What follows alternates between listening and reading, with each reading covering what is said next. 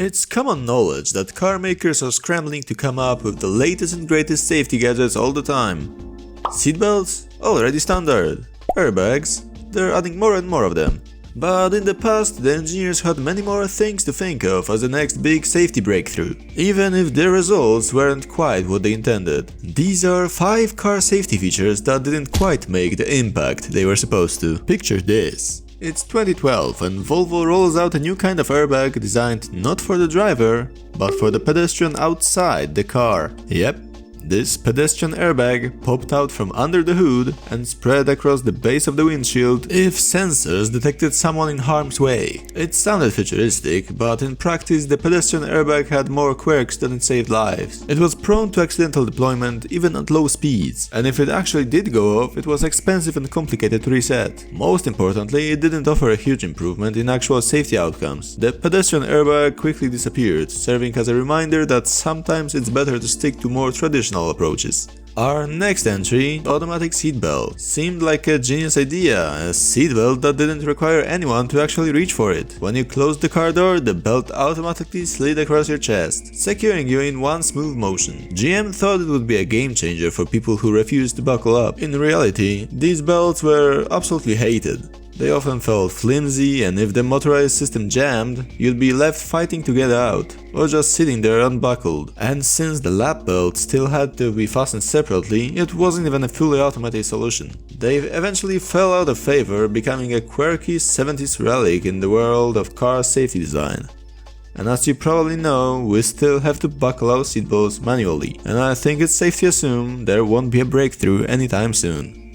Back in the 1930s, car manufacturers tried a new innovation – safety glass windshields. The idea was to reduce injuries by using glass that wouldn't shatter into sharp shards, which had previously been a major cause of injury in crashes. Instead, this safety glass would shatter into small blunt pieces that were unlikely to catch you. But there was a catch. Instead of being laminated as modern safety glass is, these early versions just shattered into thousands of tiny particles that became more of a dust cloud than a barrier. It caused just as many issues for drivers and passengers, leaving them with glass in their eyes, nose, on their skin, and all over the inside of the car.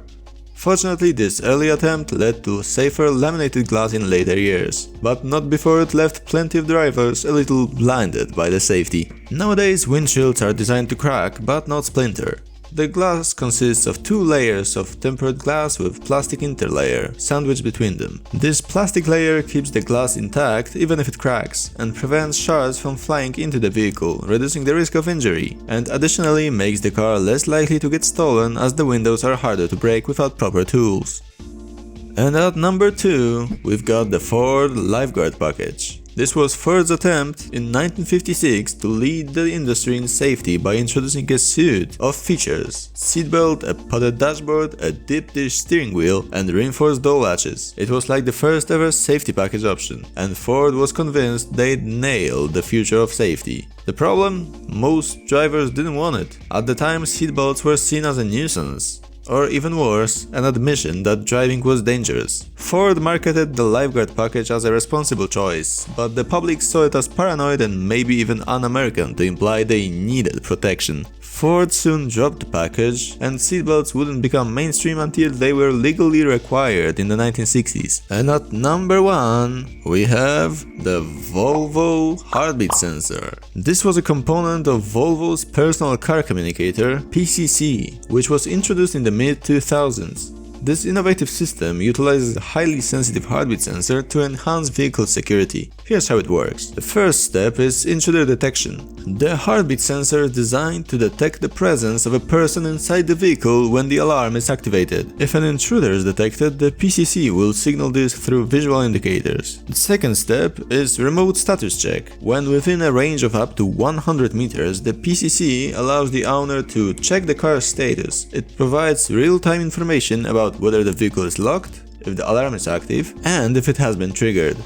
If the car is out of range, the most recent status is stored, allowing the owner to verify if the car was secure when parked. And the final step is keyless entry and keyless drive functionalities, making it easier and more convenient for Volvo owners to access their vehicles. When the car is unlocked, the settings are automatically adjusted to match the driver's predetermined requirements: seating position, steering wheel height, floor pedals and center console are all adjusted to the driver's preference. This system really highlights Volvo's commitment to safety and security, aiming to reduce vehicle theft and enhance peace of mind for owners. At least that's how it's supposed to be. Many Volvo owners question the necessity of this kind of system and see it as a waste of money and resources. The only benefit it gives you is that you know if someone is in your car if you are within 100 meters, as to approach with caution. And there you have it, 5 bizarre car safety innovations. These ideas were ambitious, sometimes a little crazy, and in a few cases even made things worse. Let me know in the comments if there's a failed safety idea I missed, or if you'd like to see more breakdowns of automotive history. Thanks for watching, and if you want to see more of this kind of content, you can subscribe.